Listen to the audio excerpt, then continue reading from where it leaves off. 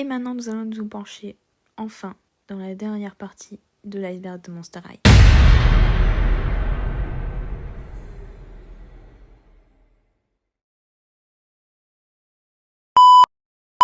Alors avant que vous suiviez le reste de la vidéo, je vais mettre une parenthèse sur Astronova. Je tiens à vous dire que je me suis trompée.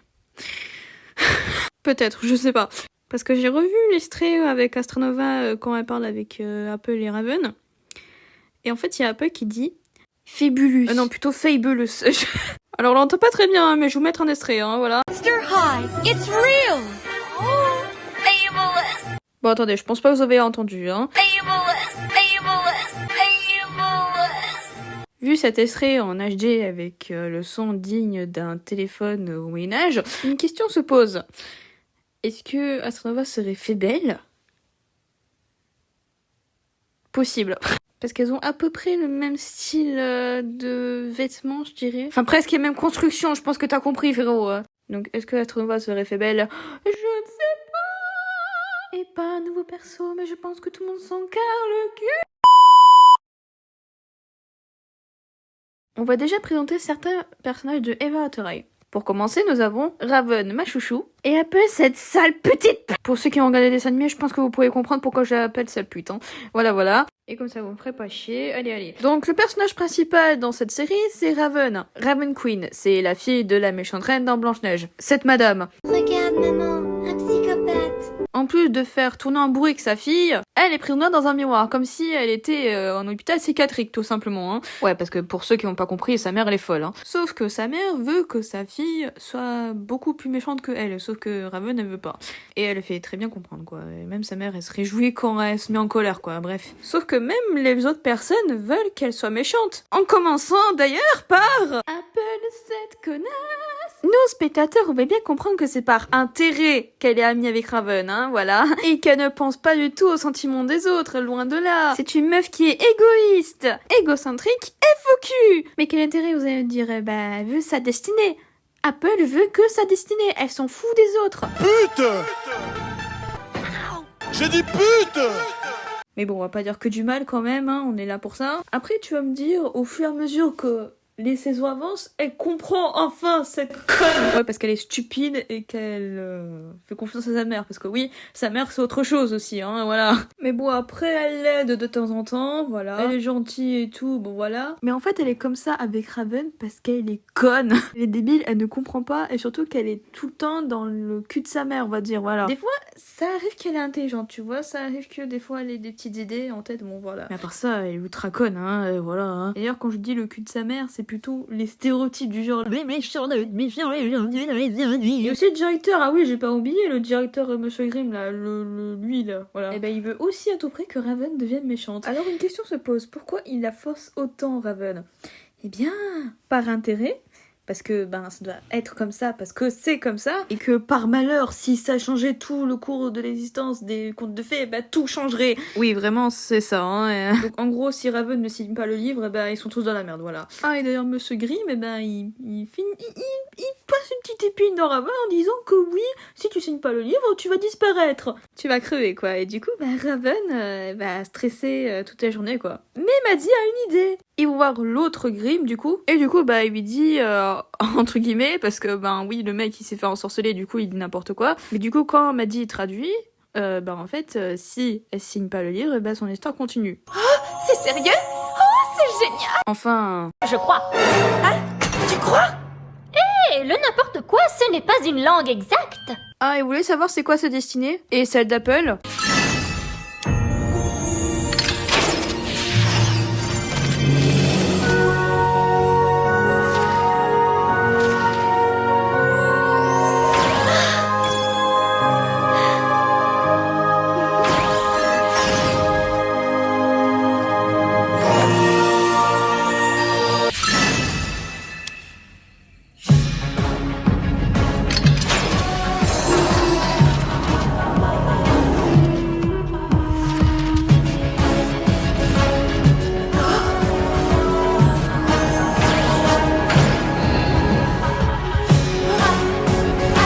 traumatiser un gosse en même pas une minute. Non mais sérieux, et après les royaux ils vont ouvrir leur gueule en disant oui, faut que tu signes le livre, nanani. Avec la vie de mère qu'elle va se taper, sérieusement frérot, autant pas signer hein. Et ils en veulent parce que Apple n'aura pas son héritage, mais putain. Ah et d'ailleurs, vous voulez savoir la réaction d'Apple quand Raven a dit non, qu'elle voulait pas signer le livre? Mais comment peux-tu être aussi égoïste? Tout Raven est égoïste, espèce de sale pute. Je te rappelle en compte que c'est ta collègue de chambre et ta meilleure. À un moment donné, si tu avais cette fille-là, tu penses que tu aurais signé? Et en plus, elle vit dans la rue, espèce de connasse. Tu aurais aimé vivre dans la rue, Rappel? Non, je crois pas. Alors, excuse-moi, mais pour le bien de tous, je le dis haut et fort.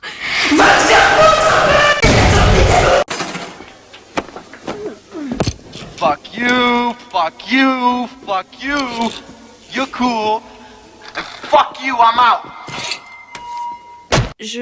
Non mais excusez-moi, pendant que Raven est en train de voir ce qui va se passer dans sa vie, l'autre a souri bêtement comme ça, voilà. Et encore, ce n'est pas tout. Non, non, non. Quand Hunter et l'autre Cendrillon, je sais plus son nom, excusez-moi, mais bref, ils ont sorti ensemble et elle a dit « Mais non, on peut pas, parce que lui c'est un rebelle et toi t'es une royale, mais ferme ta gueule !» Encore, ce n'est pas tout, non, non, non, non, ce n'est pas tout. Elle a détruit le putain de miroir où il y avait la mère de Raven. Mais bordel de merde. Et encore, ce n'est pas tout. Non, non, non. Et on n'a pas encore parlé de la mère. Elle est vicieuse, sa mère, mais...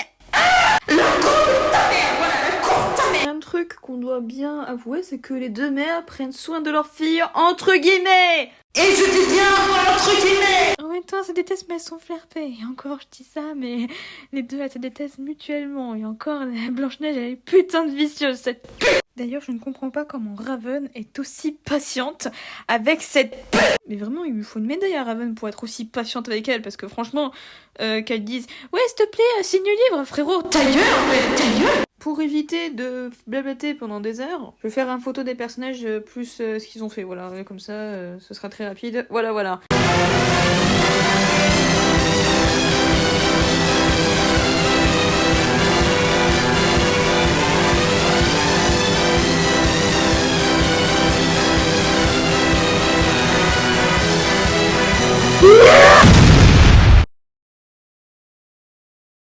Alors c'est pas une théorie ou quoi, c'est vrai, Dracula verra tout le monde mourir. Ouais, parce que la totalité des personnages de Monster High, bah ils vont tous crever quoi, littéralement.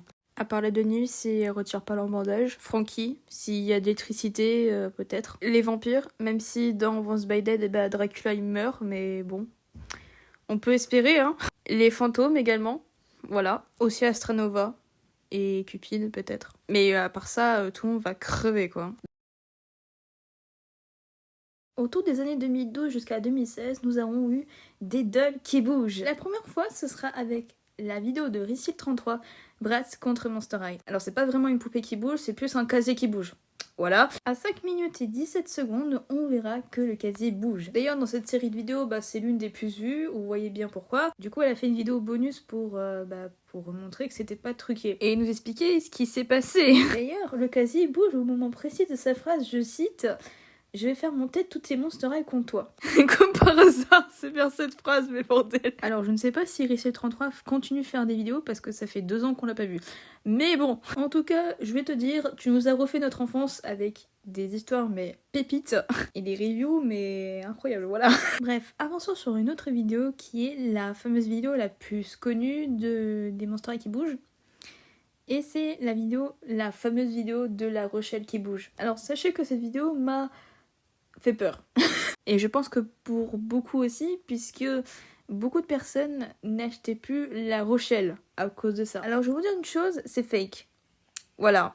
En gros, vers 7 minutes 19, on verra qu'elle filmera un peu trop ce plan-là et que la tablette bougera un petit peu dans les sens. Voilà, voilà. Et qu'on entendra un petit bruit. Voilà. Et vers 8 minutes 15, La Rochelle changera de sens. Et c'est là que, apparemment, elle bouge. Alors moi, je suppose que c'est un petit peu truqué vu que cette personne, elle aussi, a vu la vidéo du casier de Rissil33. Et je pense que c'était une bonne idée pour elle. Donc, bon. Est-ce que c'était une parodie ou vraiment la vraie vérité? Ça, on ne saura jamais. Puisque cette personne ne continuera plus de faire de vidéos là-dessus.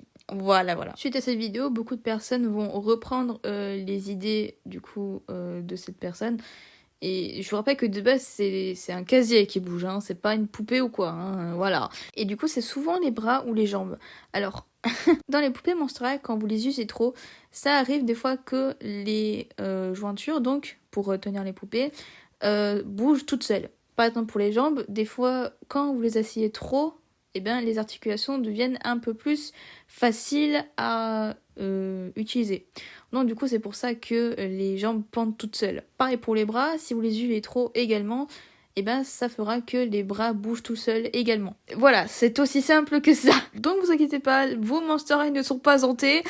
Du moins, j'espère pas. Et à moins que vous vivez dans un château hanté ou un truc comme ça, dans un manoir, mais sinon, voilà, vous avez rien à craindre. Sinon, il faut appeler Luigi. Enfin bref, et j'espère que vous n'allez pas faire de cauchemar à cause de ça. Voilà. Et que vous allez passer une très bonne nuit.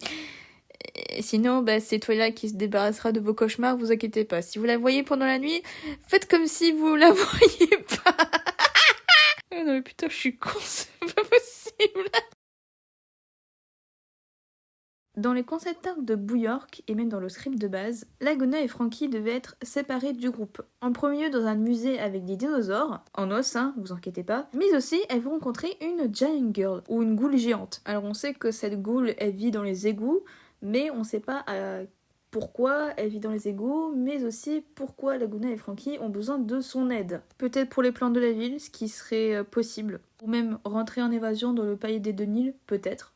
Dans Booyork, elle devait être dans l'un des premiers personnages, sauf qu'ils l'ont enlevée, mais ils l'ont remplacée pour Gouliop. D'ailleurs, Booyork a eu le plus de concept art avec Frisson Correction et Fusion Monstrueuse. D'ailleurs, Booyork a été le beaucoup plus réécrit et pareil pour Fusion Monstrueuse. Alors je vais peut-être m'attirer de pourquoi elle devait être là, tout simplement parce que c'est un peu comme Univeratory, mais comme ça se voyait beaucoup, ils ont décidé de mettre Gouliop à la place.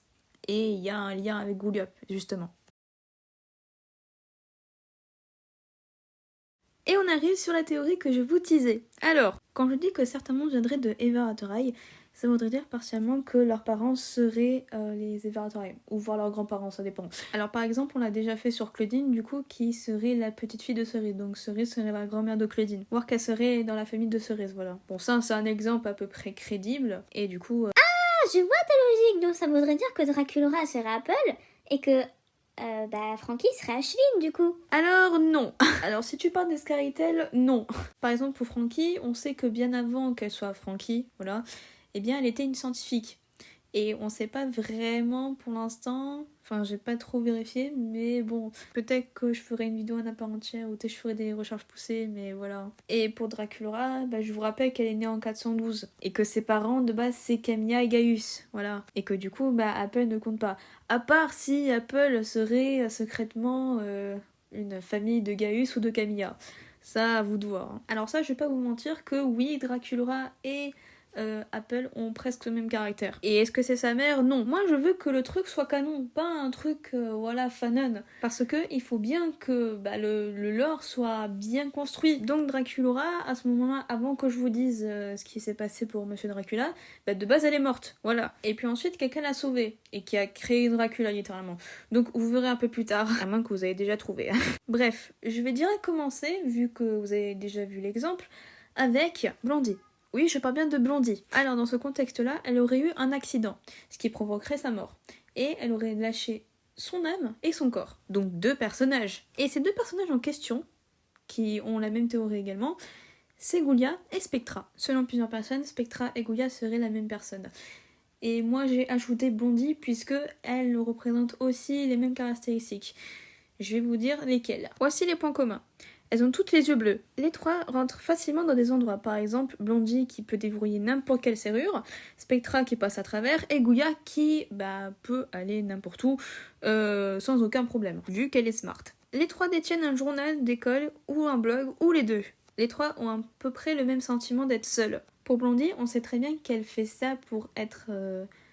acceptée dans le clan des Royales, en disant que sa mère est ultra riche et tout ça, alors que c'est que du bluff, hein. Alors t'en as qui vont dire ah génial, viens, et d'autres qui vont dire ah lâche-nous la grappe, tu nous fais chier, ce qui va faire que la moitié des royales vont savoir qu'elle ment en fait. Et c'est vrai, elle ment parce que sa mère en réalité c'est la mère de la ville. Ouais. Alors pour Spectra, je vous rappelle que de base c'est une âme, hein, voilà, c'est qu'une âme, elle partage les mêmes émotions que Blondie et les mêmes souvenirs que Blondie. Je pense que c'est les mensonges qui ont fait que elle se retrouvait dans ce pétrin-là. Sauf qu'elle va pas apprendre la leçon et qu'elle va refaire dans Monster High. Oui, en balançant des fausses rumeurs, voilà. Dans l'un des premiers épisodes où on la voit, en fait, elle se montre pas. Elle est très silencieuse, enfin bref, tu vois le délire. Et très fouilleuse également, n'oublions pas ça. Mais comme mademoiselle entend la moitié des informations, elle va inventer du coup ce qu'ils ont dit quoi en fait les personnes. Alors pour Goulia ce sera un peu moins je dirais. Elle aura pas vraiment de mensonges, je dirais que elle est beaucoup plus fouilleuse que Spectra. Elle va pas vraiment dire de mensonges, calmez vos fesses, mais elle va plus être fouilleuse, c'est-à-dire que on la voit, elle explore le lycée. Enfin, même elle s'amuse un petit peu avec la machine d'escrime normale, voilà. Après, tu vas me dire, c'est Goulia, donc y a rien à craindre, à moins que c'est une méchante hors pair, mais bon, je pense que Goulia, on peut lui faire confiance, hein, voilà. Je rappelle que la meuf a sauvé presque la totalité de Monster High, donc y a pas de problème sur ça. Donc du coup, dans la confirmation la plus exacte, c'est que Spectra serait pas vraiment de la famille des journalistes, mais que sa mère peut-être elle serait influencée et que du coup ça serait sûrement la première à être invertie vu que c'est la mère de la ville et peut-être aux alentours, bref. Donc voilà. Donc avec tout ce que je vous ai dit, à vous de voir si Goulia et Spectra ainsi que Blondie seraient la même personne. Alors là on arrive à la partie qui sera un petit peu plus longue, donc déjà je vais mettre un peu de contexte, donc c'est pour ça que c'est un peu long. Et aussi, je vais vous donner beaucoup d'arguments qui sont hyper proches. Tellement proches que je me dis, ça pourrait être vrai en vrai. Oui, je viens de placer 2 fois le mot vrai, voire 3. Bref, on s'en fout. On va direct passer au sujet. Donc, on va parler de Raven. Oui, je sais, encore Raven. Et du coup, selon les gens, elle est connectée avec Elisabeth. Et du coup, encore selon les gens, ça serait les mêmes personnes. Alors, je ne pense pas que ce soit les mêmes personnes. Mais par contre, vous y étiez presque. Ah là, vous y étiez presque. Selon moi, ça serait la mère d'Elisabeth. Alors je vous vois derrière vos écrans dire « Ah mais c'est pas possible !» Je sais. Mais j'avais prévu tous ces trucs-là. Et ça marche. Donc déjà, détendez votre fiac et vous allez savoir pourquoi je vous dis que ça marche. Déjà, voici toutes les ressemblances entre elles. Alors déjà, elles ont presque les mêmes styles de cheveux, c'est-à-dire que pour Elisabeth, elle a des cheveux violets, on va dire très foncés, avec des petites mèches noires. Pour Raven, c'est plusieurs mèches violettes avec du noir. Et aussi des cheveux marron foncé, je précise. Elles ont presque le même style de maquillage, les mêmes bijoux aussi, parce que le trunk à Raven en dessous de son cou avec les plumes là, il y a un bijou violet qui a presque la même couleur que les boucles d'oreilles d'Elisabeth. Aussi, elles ont toutes les deux un bracelet ou un gant de la main droite. Là, vous voyez que c'est à gauche, mais c'est leur main droite, voilà. Elles ont les yeux de couleur de leurs cheveux, c'est-à-dire que Elisabeth a des yeux magenta, donc elle aussi, Raven a des mèches un petit peu roses, violet, magenta, bref. Et pour Raven, elle a les yeux violets. Et il faut savoir que c'est l'une des seules qui a les yeux violets, voilà. C'est même la seule. Voir que Fébel a un petit peu violet, mais c'est pas très visible, donc bon. D'ailleurs, ça existe et c'est très rare. Naturellement et pas avec des lentilles, s'il vous plaît, les gens. Aussi, elles ont à peu près le même style de jupe. Ça se voit. Je crois que c'est des froufrous, je suis pas sûre, mais bref. Elles ont la même couleur de peau. Oui, enfin presque la même, mais voilà. Ça se rapproche en fait. Et aussi, elles ont les mêmes styles de chaussures et aussi les mêmes rangements. Donc, pour Raven, elle a 6 chaînes sur sa chaussure. Et pour Elisabeth, elle a 6 nœuds. Voilà, 6 rangées de nœuds, voilà. Aussi, au niveau de leur poitrine, donc le truc qui brille là, de Raven, et bien aussi Elisabeth est là. Ça se voit pas sur l'artwork, mais sur la doll officielle d'Elisabeth, elle en a, voilà. Elle a des trucs pailletés au niveau de la poitrine. Aussi, Elisabeth et Raven ont des serre-têtes. Alors pour Elisabeth, ça se voit pas, mais dans l'un des épisodes où elle apparaît, elle a un serre-tête avec un cœur dessus. D'ailleurs, dans les premiers artworks de Elisabeth, elle devait l'avoir, ce petit serre-tête, avec le même symbole que Dracula mais de l'autre côté. Voilà. Donc ça devait être littéralement une Dracula de Uva. Ouais, parce que les Espagnols l'appellent comme ça. Bref, voici tous les trucs que j'ai pu repérer entre elles pour l'instant. Ok ? Maintenant, on va parler du père et peut-être de la famille en général, voilà. Déjà dans le film ou même dans le journal intime d'Elisabeth en général, on sait qu'elle vient d'une grande famille de noblesse. Une énorme famille de noblesse. À votre avis, quel Ever Hatterhigh a une énorme famille? Je vous laisse quelques secondes. Les Charming, ils sont 1 milliard, je ne déconne pas. Bref, donc du coup, vous devez savoir qui est le père du coup. Eh bien, j'ai la chance et la joie de vous dire que c'est Dexter!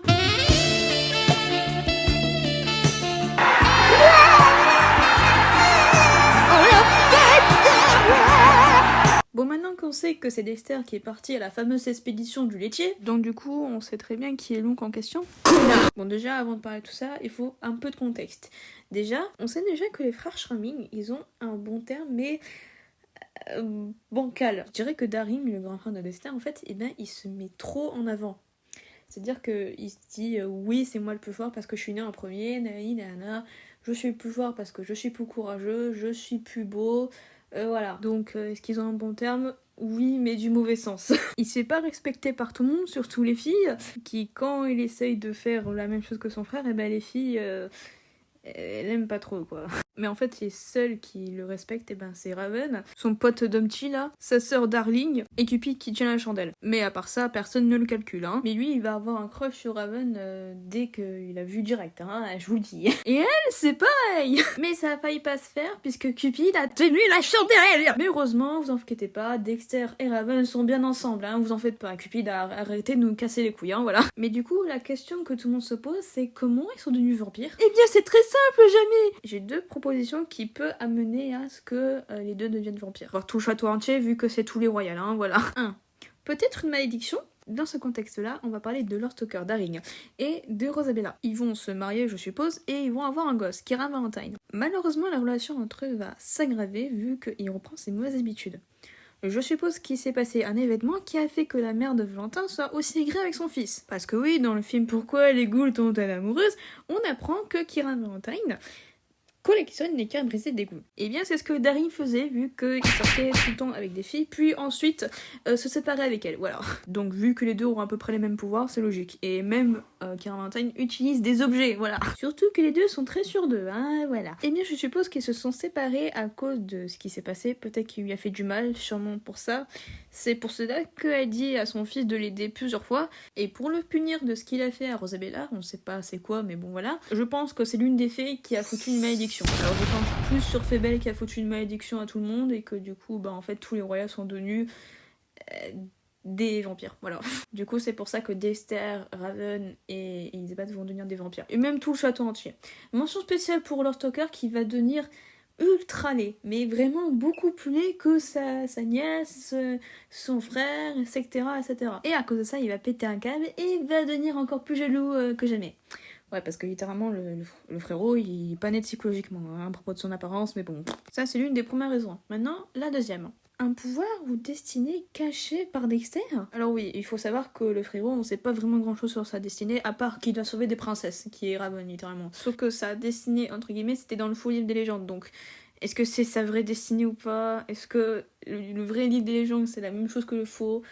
J'en sais rien. Et si sa destinée était de devenir un auteur. Pour vous, ça semble pas vraiment logique, mais ça a du sens. Pour ceux qui ont vu le Shadow Eye, je pense que tout le monde sait. Hein. De toute façon, je vais en parler après. En gros, il va créer le personnage de Dracula qui va exister pour de vrai dans le vrai monde. À l'époque de la vraie histoire dedans, la vraie histoire de Dracula. Hein. Et c'est comme ça que Dracula va sauver Dracula en 412. Du coup, grâce à Dexter et aussi Dracula, Dracula a pu revivre et exister. Du coup, sans ça, Dracula n'existerait plus, hein, voilà. Ça va tellement plaire à tout le château des Royals que tout le monde dans le château vont devenir des vampires. Et ils vont un petit peu adopter le style des vampires de l'époque, voilà. Je pense que vous savez, le vampirisme et tout ça, voilà. Et ça va également toucher Lord Stoker qui, quand il va devenir vampire, il va être très furax parce que ça lui a littéralement abîmé son apparence.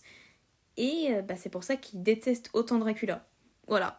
Parce que à cause de ce livre que son frère a fait, ça lui a pourri la beauté. Voilà, ça lui a pourri son visage, son corps, voilà. Maintenant 3. Raven déjà vampire ? Alors oui, ça peut être possible. Parce que il est vrai que selon internet, et même dans les alentours, si t'es une sorcière, tu peux devenir vampire directement en faisant des trucs un petit peu chelous, voilà, de la sorcellerie et tout, voilà, t'as compris. Et dans l'un de ces trucs, en fait, il faut que tu boives du sang de quelqu'un d'autre pour devenir vampire. Voilà. Donc vu que Raven est un peu une sorcière et voilà, qu'elle peut faire de la sorcellerie aussi, c'est peut-être possible. Mais le seul moyen de faire un enfant, c'est de le faire avec un humain. Et ça tombe bien puisque, en fait, Dexter est humain, hein, voilà. Du coup, ils vont faire le coït, ils vont faire un gosse, et du coup, ce gosse, c'est Elizabeth. Du coup, quand elle va être née, ça va être un peu une vampire. En gros, elle va rester humaine, mais dès qu'elle aura envie d'être vampire, ça s'arrêtera là et elle gardera un peu l'âge jusqu'à l'éternité en gros, voilà. Je sais pas si vous avez compris, mais voilà, c'est ce que j'ai compris moi. Hein. Surtout corrigez-moi s'il y a des trucs qui vont pas, parce que de vampire je pense que personne n'a compris, mais voilà. Sauf que Raven va peut-être faire une boulette, c'est que en voulant se transformer, elle va transformer presque tout le château en vampire. Oui, avec sa magie. Donc c'est un peu pour ça qu'ils sont tous vampires. Voilà, je suis pas certaine pour la troisième proposition, mais bon, ça reste à peu près possible. Alors il y a plusieurs moyens pour avoir un enfant quand t'es vampire. Oui, vraiment. Alors, s'il y en a un qui est vampire et que l'autre est humain, ils peuvent vraiment faire un enfant et ça d'empire. Si les deux sont vampires, là c'est plus compliqué, ils peuvent pas vraiment le faire avec la reproduction, ils doivent le faire avec leur sang. En gros, ils se partagent le sang et du coup, ça fait que l'enfant il est... Oui, vraiment. Au cas où, corrigez-moi parce que j'ai regardé de partout et c'est tout le temps pas les mêmes choses en fait, ça change aux fonctions des trucs, enfin bref, c'est n'importe quoi, c'est un peu le bordel. Donc, au cas où, mais mettez-moi au courant si je me suis trompée ou pas, hein, voilà. Et vous savez quoi, pour pas se faire chier, on va dire que en fait c'est à peu près la même histoire qui s'est passée pour Dracula et Melville dans Hôtel Transylvanie, comme ça on va pas se faire chier, hein, je vous le dis. À moins que Raven a fait une potion du vampirisme et que tout le monde est tombé malade et que tout le monde sont devenus des vampires. C'est possible aussi. Maintenant qu'on a tout ça, on va parler principalement de la relation entre oncle et nièce. Oui.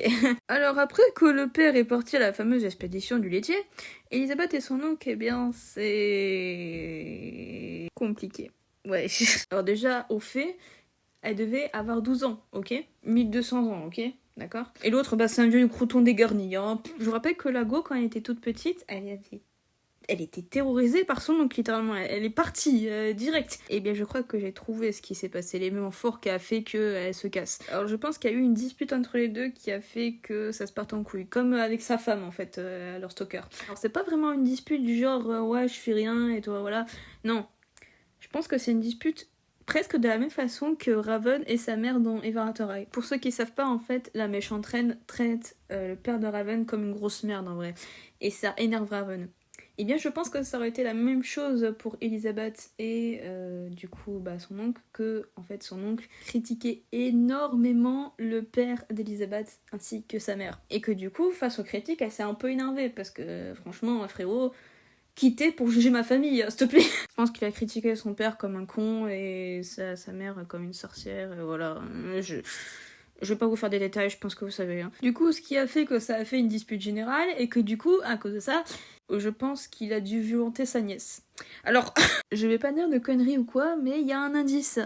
Les lunettes. Vous avez pas remarqué que les deux, Dexter et Elisabeth, ont presque les mêmes lunettes? Alors, soit c'est le même père et ça explique pourquoi il a cassé les lunettes, et je pense que c'est la raison la plus plausible, soit c'est d'autres lunettes mais de la même marque et que du coup, lui les a cassées comme ça parce que je suis méchant. Voilà. Du coup, à cause de cet événement, elle va être ultra braquée.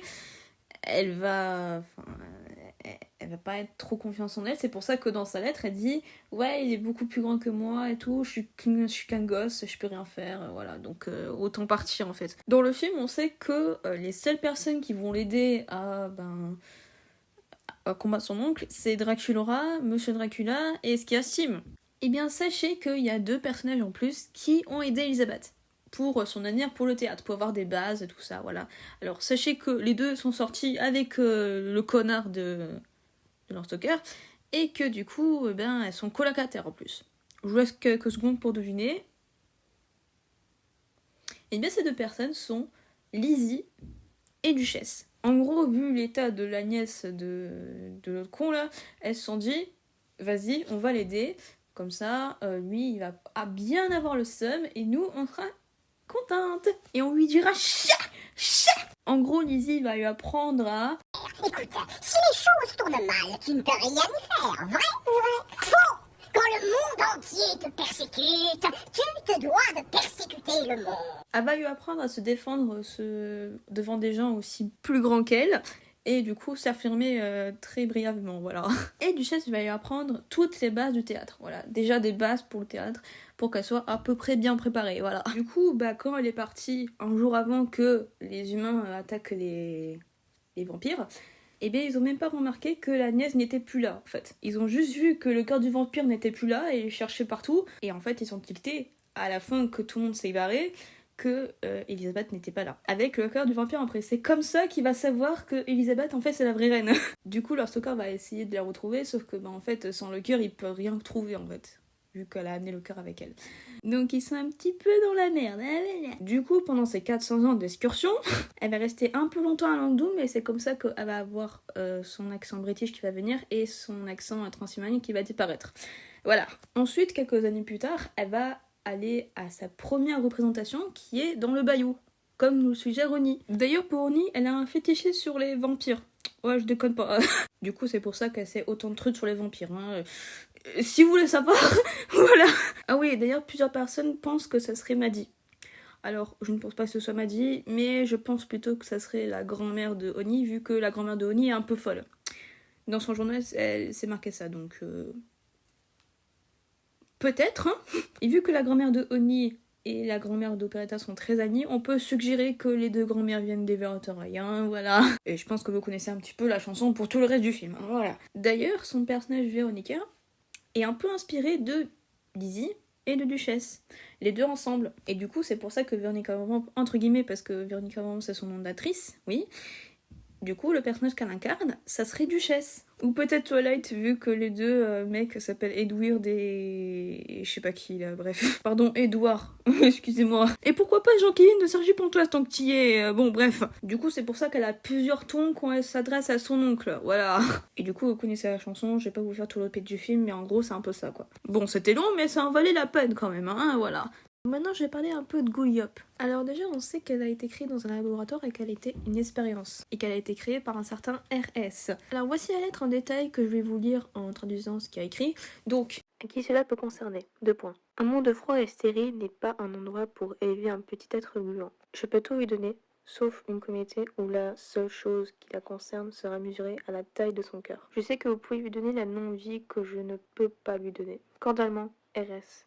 Alors je vais vous dire tout de suite, j'ai cherché qui serait ce fameux RS. Alors je ne pense pas avoir trouvé, mais voici déjà tous les noms des Monster High commençant par S et les noms des Evertroy commençant par S également. Déjà on sait que ce fameux RS est un scientifique qui travaille dans un laboratoire. Eh bien on pourrait suggérer que peut-être dans toutes ces noms de famille commençant par S, ça serait quelqu'un potentiellement qui travaillerait dans un laboratoire. Alors on peut suggérer que c'est des tests vu que c'est des expériences, mais bon...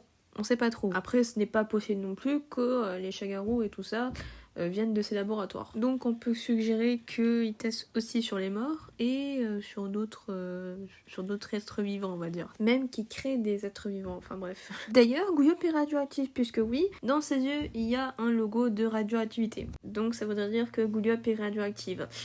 Ah là, c'est un bordel. Bon, après, on va pas trop s'étonner, peut-être que tout le monde est radioactif maintenant, et que c'est pour ça que Laguna...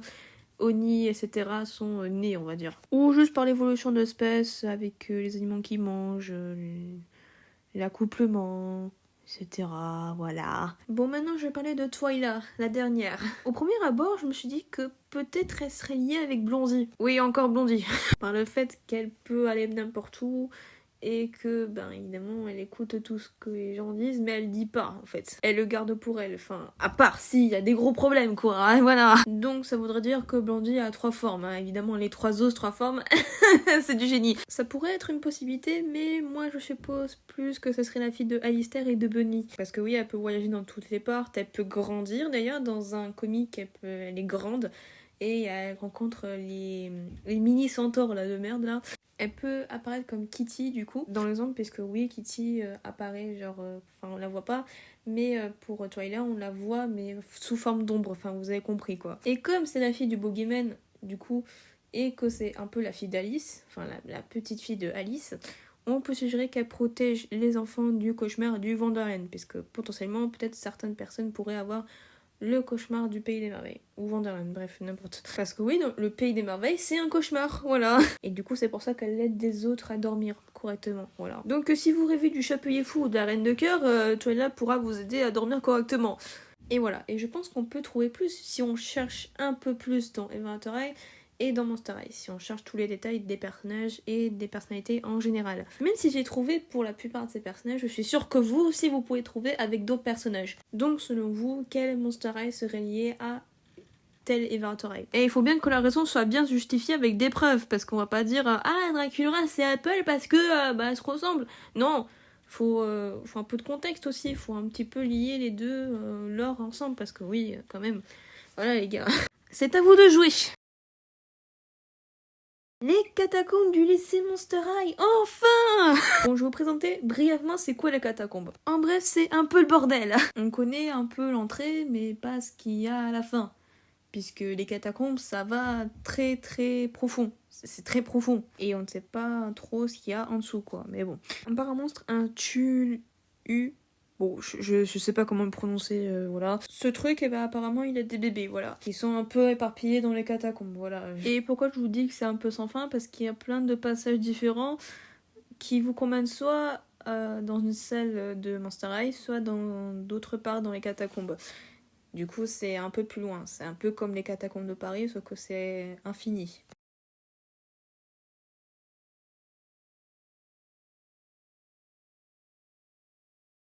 Et bon, je pense que vous avez un peu capté. Du coup, je pense que vous savez que c'est en dessous de Monster High et que c'est dans la ligne de Nous Salem. Et du coup, ces catacombes vous amènent direct dans les égouts pour aller chez les humains. C'est très glamour. Et les deux seules personnes qui connaissent bien les catacombes, c'est Operetta et Monsieur Actington. Je crois que ça se prononce comme ça, si je me trompe pas. Alors il faut savoir que les catacombes sont très connues pour être très dangereuses.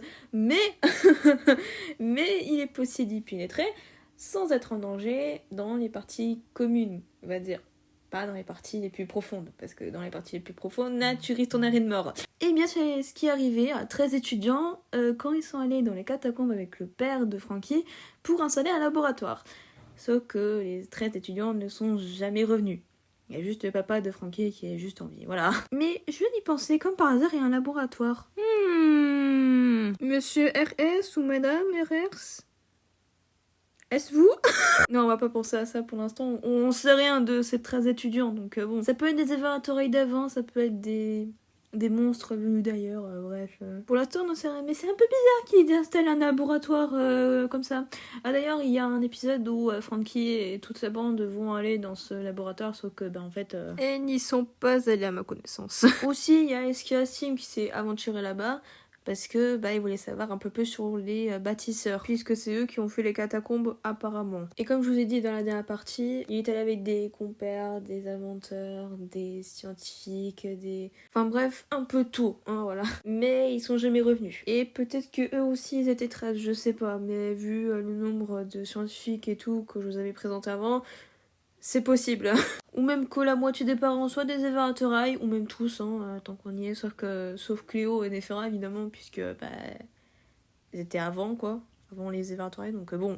Du coup, je me suis dit, qui a construit ces trucs-là? Et je me suis dit, peut-être que c'est des bâtisseurs qui sont en fait des Everatorail, ou voir l'école Everatorail, tant qu'on y est. Hein. Parce que ouais, dans l'autre, je peux retrouver plein de salles, de tout dans les catacombes, donc voici une liste dans le Monster High Wiki. Tu as la fosse de l'horreur, qui est l'espèce de créature que je vous ai dit, donc je sais pas si c'est la même ou pas, mais bref. Tu as le chaudron des odeurs corporelles éternelles, c'est un lac qui sent mauvais. Voilà. Et c'est à côté d'une salle de concert. La salle d'Halloween est son propre hôte mécanique, qui est le squelette à tutu rose là, et en fait c'est pour célébrer la relation entre les monstres et les humains. Une bibliothèque, qui est appelée par les étudiants la vieille bibliothèque, parce qu'elle contient de nombreux livres sur les connaissances obscures et notamment de l'engagement des catacombes. Une station de radio. Cette station de radio est animée par Cupid, évidemment avant qu'elle s'en va. Le fameux laboratoire que le papa de Frankie a fait. Alors excuse-moi, je me suis trompée, j'ai cru qu'elles n'avaient pas ouvert, mais en fait si. Dans la salle, il y avait un petit chat et c'était l'animal de compagnie de Frankenstein. Un opéra. De base, l'opéra dans les catacombes est en activité. Sauf que pour Operetta c'est un peu désert puisque elle a bien joué de la musique en bas pour pas qu'on la dérange. Un studio d'enregistrement insonorisé. Operetta l'a trouvé et a décidé de chanter là-bas. Voilà. Le parcours de Scotty Roller Maze, c'est un truc privilégié pour les Scotty Roller Maze et ils font ça pour s'amuser ou juste s'entraîner. Il y a une gare Oui, une gare. C'est pour les monstres qui vivent loin. Voilà. Un chemin de zombies dans le dessin animé quand Torale a voulu faire un pari avec Goulia, et bah évidemment elle a perdu Torale. Du coup, bah, elle a dû nettoyer la voiture, enfin le scooter pardon de Goulia. Voilà. Un château abandonné. Un vieux château sur une île au milieu d'un lac est situé pas trop profondément dans les catacombes. Et c'est à peu près tout ce qu'on sait. Mais après, la moitié de ces trucs, bah, c'est Operetta qui les a mis dans son journal, hein, voilà, pour ceux qui veulent savoir. Et je suppose que les bâtisseurs en question, c'est soit les Everatorae, soit les auteurs, ingénieurs et tout ça, humains. Voilà, avant qu'ils deviennent des monstres, je dirais. Ou même que la plupart étaient déjà des monstres à ce moment-là, mais bref. Et selon certaines personnes, les catacombes ont une atmosphère un peu médiévale. Et selon certains, c'est très étrange parce que c'est aux États-Unis, donc à New Salem, et du coup, les trucs les plus anciens, ça ne peut pas être construit par les premiers colons selon eux. Donc on ne sait pas quelle date ont les catacombes, hein, mais on sait que ça rajoute un peu de mystère dans les catacombes de Monster High, donc voilà. Mais pour ma part, vu que c'est un peu médiéval, je dirais que c'est peut-être Everatorae. Après...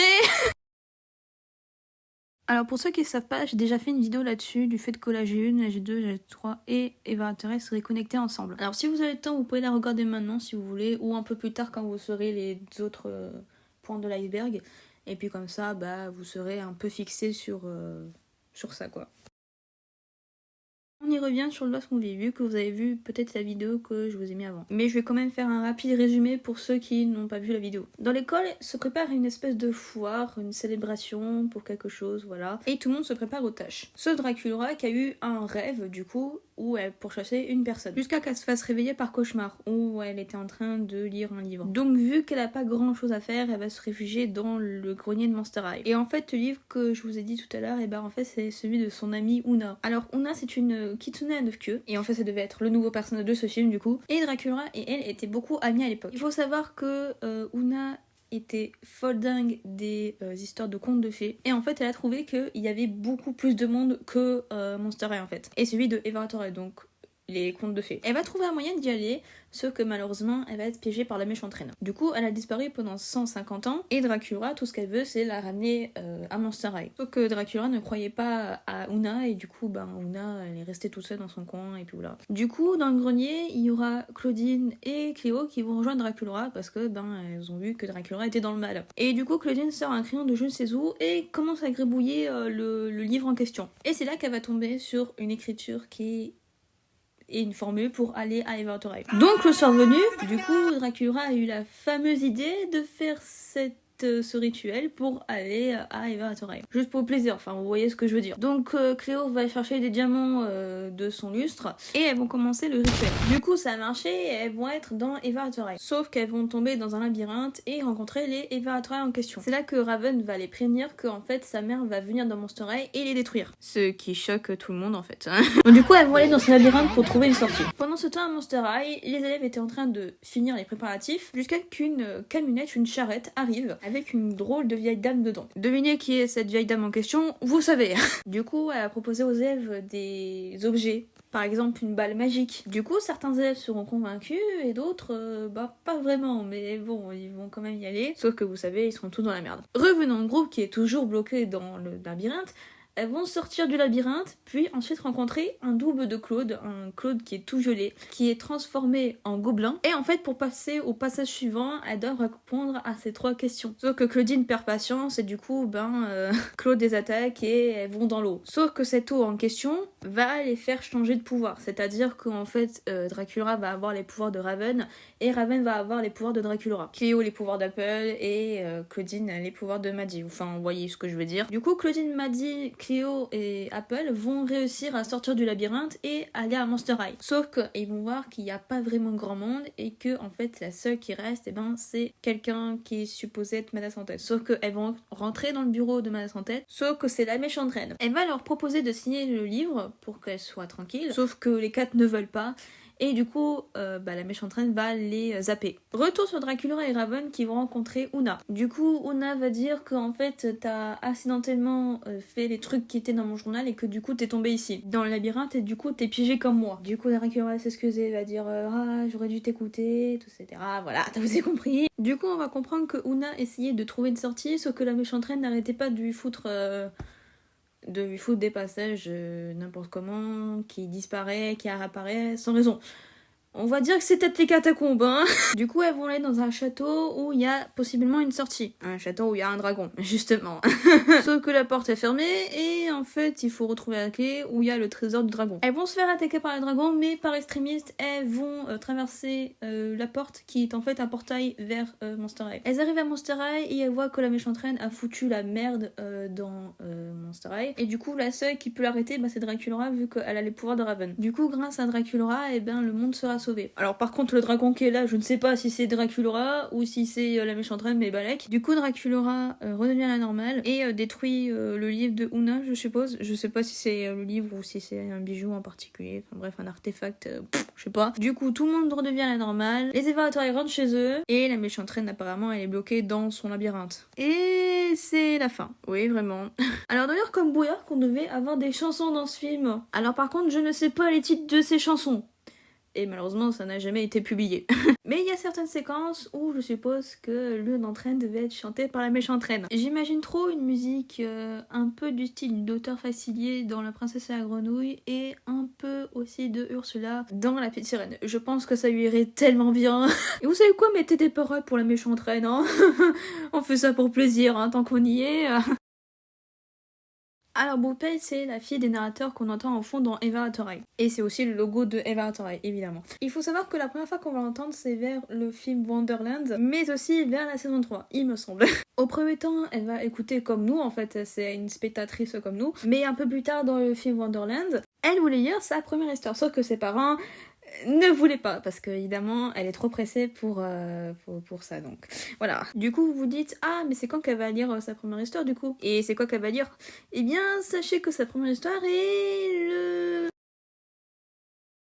Oui, vous ne rêvez pas, le Shadow Eye. Alors je vais résumer en bref ce qui se passe. Donc en gros, alors déjà on rencontre Brooke du coup qui est la narratrice, c'est elle qui nous raconte l'histoire. Donc dans cette histoire, Frankie et Draculaura G2, je précise bien G2, font un projet pour l'école qu'elles devront présenter à la classe, sauf que ça a foiré. Donc Frankie va faire des recherches et va tomber dans le Monster Apologue sur un endroit qui s'appelle Shadow Eye. Et comme elle a eu des livres sur les normies du coup, elle voudrait bien savoir c'est quoi cette école. Draculaura est un peu méfiante, mais elle lui fait confiance. Donc elle essaye 2 fois, mais ça marche pas. Et du coup, la 3e fois, elle va utiliser l'électricité de Frankie.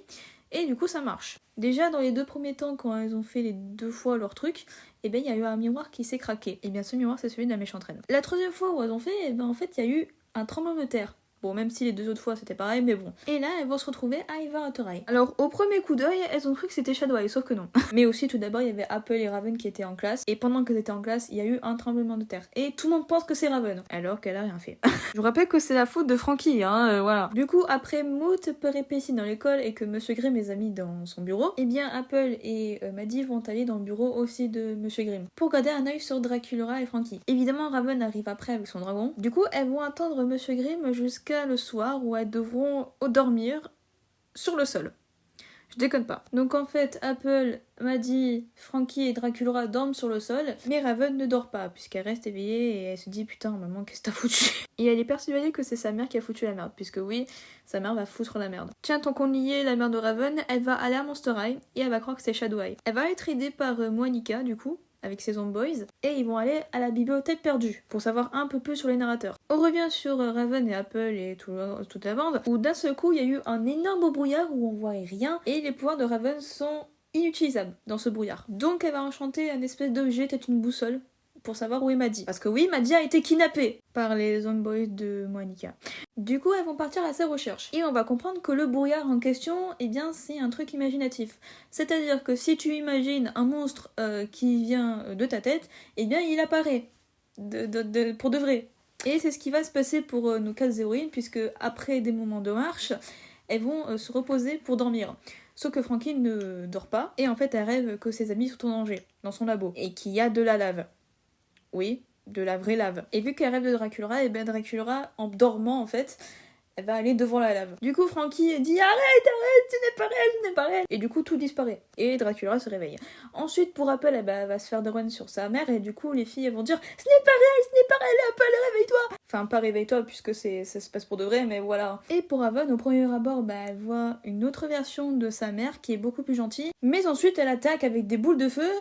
Parce que elle met pas ses chaussettes. Bon, je vous comprends, c'est absurde. Vous engueulez juste pour des chaussettes, s'il vous plaît.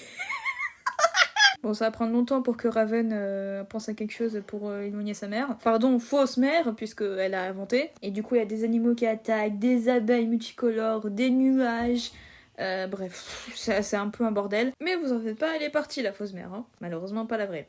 Et elles se disent, vous savez quoi, on va rester éveillés toute la nuit. Donc après une course à pied, elles arrivent vers la bibliothèque perdue. Mais il y a Moanica qui bloque le chemin. Et la bataille avec Moanica, ça dure 1h30, je ne déconne pas. Du coup, Frankie et Apple essayent de distraire Moanica et les Zomboys, pendant que Draculaura et Raven vont dans la bibliothèque. Elles trouvent Maddie qui était bloquée dans la cave, puisque oui, la méchante reine l'a pris pour la prendre en otage et savoir un peu plus sur les narrateurs. Madeline dit des conneries à la méchante reine pour gagner du temps, sauf que malheureusement, pendant une phrase, elle va dire oui, Brooke c'est un narrateur, je la connais, elle est super sympa et tout ça. Et du coup, vu que la méchante reine a lu tous les livres de cette bibliothèque là, eh bien elle sait la vérité. Déjà, elle sait que en fait il y a quelqu'un qui les contrôle et que du coup il prédit ton avenir. Ils écrivent déjà l'avenir qu'il te faut. Donc en gros, ils savent d'avance ce que sera ta vie dans le futur. C'est comme des dieux pour eux en fait. Du coup, en fait, la mère de Raven va tilter sa fille en disant « Oui, j'ai pas envie d'être contrôlée, toi t'as envie d'avoir ta vie. » Oui, mais est-ce que c'est bien de prendre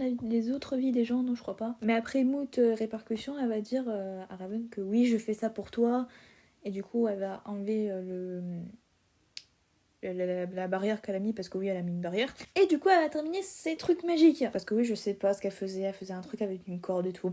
Rien compris. Mais elle a réussi à faire apparaître une clé qui a fait un... Chisel, c'est ce truc là. Et dans la vidéo où j'ai dit que tous les mondes seraient connectés, eh bien je ne savais pas ce que c'était. Parce que j'avais prononcé mal, j'avais dit Chisel au lieu de Chisel, avec mon accent anglais de merde. Ouais. Du coup, à cause de sa formule magique, eh bien le Chisel est bloqué quelque part. Dans une boîte, apparemment. Et en fait, à cause de ça, tous les mondes étaient en train de s'écarter. Et en même temps, il y a de la lave. Des vagues de lave, de la lave, bref. C'est la merde. Surtout que cette lave en particulier... si elle touche quelqu'un ou un objet quelconque, eh ben ça se transforme en lettres. Oui, en lettres. La logique. Il y en a pas. Vous cherchez la logique, il y en a pas dans ce livre. Bref. Après moult péripéties, elles vont découvrir Shadow Eye. Enfin, bordel.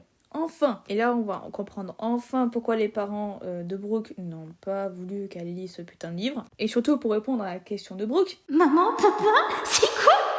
Évidemment, les parents de Brooke vont lui répondre à sa question. Alors, je vais vous résumer à peu près le truc. Il était une fois dans un lointain pays, quelqu'un qui a sculpté une histoire, et elle était tellement réaliste et tellement belle que, en fait, tout le monde adorait et que l'histoire était vraie. En gros, les personnages dedans étaient vrais. Et l'histoire était vraie, et du coup ils existaient. Voilà, c'est tout. Du coup c'est pour ça qu'il y a un Chisel. Et vous savez ce qui a provoqué qu'en fait les personnages prennent vie? Le Chisel évidemment, mais aussi comme l'a dit un personnage carré très connu. Imagination. Bien évidemment. Du coup ils vont parler un peu plus de la méchante, Mademoiselle Direction, et elle pense qu'elle a beaucoup plus de pouvoir vu que c'est un narrateur, et qu'elle veut faire ce qu'elle veut avec les personnages, comme si c'était de la merde quoi. Du coup c'est comme si elle dit à un personnage du genre « Ah, toi tu t'assois », et ben il s'assoit direct. Voilà, il n'y a pas de nom ou quoi, il s'assoit direct. Elle force au personnel de faire ce qu'elle veut en fait, et elle déforme les histoires. Donc vu qu'on est dans la période des IA et tout ça, eh bien en fait son pouvoir existe. Il a pris vie son pouvoir. Et du coup son pouvoir est décrit comme un bout de papier, avec un chignon de tenue de travail office, tout gris et noir, et elle a des expressions en forme d'émoticône, du genre ça ou ça. Voilà. Et en fait si on l'arrête pas, eh bien toute sa lave va inonder presque tous les mondes, et du coup ça sera comme du caca et de la glu. Voilà, empilé. Voilà, imaginez la catastrophe que ça serait.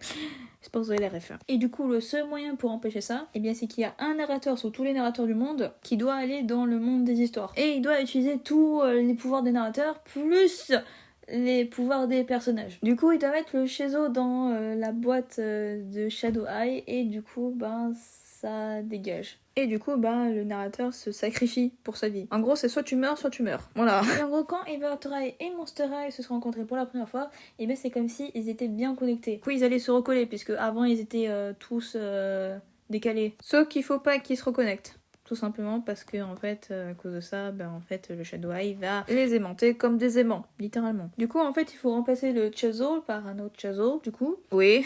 Et comme ça, tout redevient à la normale. Du coup, comme Maddie a entendu la conversation, eh bien, elle a à peu près tout capté. Voilà. Et du coup, tout le monde se dirige vers Shadow Eye et ils vont rencontrer évidemment Madame Direction. Et du coup, elles vont savoir que le Chisel, il faut le foutre dans le volcan. Dans le volcan, dans la bouche du volcan, oui. Donc comme je vous ai dit, c'est soit tu meurs, évidemment. Surtout que Madame Direction n'a pas vraiment de personnalité, donc du coup, elle parle comme un robot. Enfin, plutôt son pouvoir, vu que la meuf, elle est morte, hein, voilà. Donc vu que les personnages sont bloqués assis dans le Shadow Eye avec Madame Direction, Brooke va décider de les aider en étant un personnage. Oui, les parents vont narrater leur fille. Du coup, Brooke, elle sprint de toutes ses forces, elle arrive vers un mur, qui est le 4e mur évidemment. Et du coup, elle nous demande à nous de choisir entre 3 options. En gros, qui sera la meilleure pour faire diversion. Soit Raven, soit Frankie, soit Maddie. Alors, je vais vous dire tout de suite, j'ai choisi Maddie. Voilà, c'est bon. Et d'ailleurs, c'était la meilleure option, c'était la bonne réponse, donc voilà. Du coup, elle rush jusqu'au volcan. Enfin, elle essaye de monter le volcan, quoi, mais c'est trop glissant, mais bon, voilà. Du coup, la méchante reine dit que on devrait laisser peut-être Frankie ou Draculaura aller dans le volcan, puisque, voilà. Et Raven se propose à y aller, vu que, en fait, c'est la faute de sa mère, de leur famille, si, en fait, ça se passe comme ça. Et du coup, elles ont une conversation avec le Père Noël, oui, vraiment. Du genre que les Eva Outright ne connaissent pas du tout le Père Noël, et que les monstres sont obligés d'expliquer c'est qui le Père Noël, et que du coup, le Père Noël a une fille. Oui, vraiment. J'imagine que la fille du Père Noël en question, c'est le Grinch. Enfin, tu vois, le Grinch déguisé en Père Noël, quoi. Tu vois ce que je veux dire? Bref. Donc, Raven va dans le volcan où il y a la pierre en question pour mettre le Shizo. Il y a Frankie et Draculaura qui essayent de l'aider, sauf que, en fait, Draculaura, elle va être touchée par une bulle de lave. Et Frankie, elle va perdre sa main. Vu qu'elle a mis sa main. Enfin, elle est pas sautée dans le trou, elle est restée là, mais elle a mis sa main dans le trou.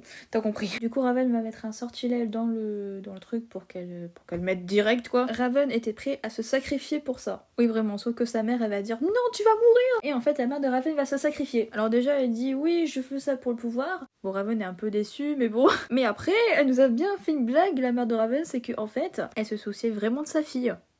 Donc elle s'est vraiment sacrifiée pour le bien. Donc pour une fois que c'est pas une connasse cette fois-ci, alors de base elle devait mourir, mais évidemment, vu que c'est un conte pour les gosses, voilà. Du coup vous en faites pas, elle est pas morte. Mais du coup elle doit vite rentrer parce que évidemment tout est en train de revenir en place. Du coup kiss bisous câlin, allez ciao. Donc elle se casse, chacune de leur monde hein, évidemment. Du coup Raven et Apple arrivent en premier avec Maddie. Et Raven est triste que sa mère s'est sacrifiée et tout ça, voilà. Sauf que, mais il y a une bonne nouvelle, c'est que sa mère n'est pas morte. Elle est dans son miroir, qui n'est plus cassé maintenant. Et dans Monster High, Frankie et Draculaura reviennent, et elles se font la promesse de pas parler de ça à personne. Je dis bien personne, parce qu'on sait jamais s'il y a quelqu'un qui est intéressé par ça et que ça fout le bordel partout, voilà, on va pas s'en sortir. Alors, ils vont pas dire ça, mais ils vont dire autre chose, ils vont l'appeler Normie Eye. Dans leur devoir que je vous ai dit bien plus tôt, eh bien, ils vont présenter Normie Eye, donc Eva Eye entre guillemets, et du coup, tout le monde adore, et tout le monde dit « Ah, Normie Eye, ça a l'air bien et tout, c'est trop cool, ils ont pas peur de nous. » Et du coup, ça se termine comme ça, voilà. C'était long, mais écoutez, il fallait bien que je mette beaucoup de détails dedans, parce que sinon, vous allez pas suivre. Vu qu'il n'y a pas de logique dedans.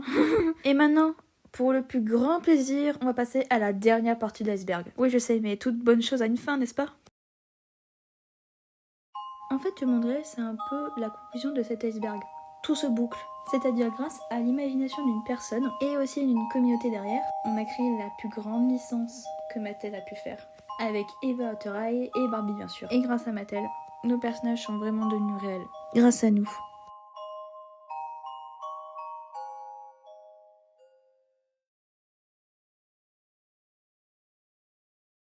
Oh, c'était long. Mais ça en valait la peine. Pour une fois qu'il y a une seule personne dans le monde qui le fait en français, je parle de l'iceberg, franchement, soyez bien gâtés, hein, voilà. Parce qu'il n'y a qu'une seule française qui le fait, et c'est moi. Alors par contre, le montage m'a pris des semaines, même si c'est des montages de merde, ça m'a pris une semaine. Et moi de base qui est une procrastinatrice, voilà, et bien moi ça me fatigue. Mais bon, en tout cas ça m'a fait plaisir de faire un iceberg de Monster High pour une fois. Et franchement j'ai découvert un peu plus sur le lore, j'espère pour vous aussi. Parce que sinon ça veut dire que mes 5 vidéos n'ont servi à rien. Enfin peut-être pas vu la dernière vidéo où j'ai eu 2K de vues. Donc merci beaucoup. Et aussi je voudrais remercier les nouvelles personnes sur ma chaîne, puisque oui, depuis que j'ai commencé cette série, il y a beaucoup de personnes qui me suivent. Donc je vous remercie. Et merci aux 174 personnes qui suivent ma chaîne, je vous remercie. Alors par contre je voulais faire un truc pour les 170 abonnés, mais je ne sais pas quoi faire. Alors je me suis dit peut-être une FAQ, voilà. ou autre chose. À vous de décider dans les commentaires, hein. Voilà. Enfin bref, j'espère que cette série vidéo vous a appris beaucoup plus de choses sur le lore de Monster High, mais aussi qu'elle vous a plu. Voilà. Et j'espère vous retrouver pour de prochaines vidéos. Peut-être similaires ou pas, je ne sais pas, mais nous verrons. En tout cas, je vous souhaite une très bonne journée ou une très bonne soirée. Et d'ici là, je vous dis ciao. Ciao les ghouls.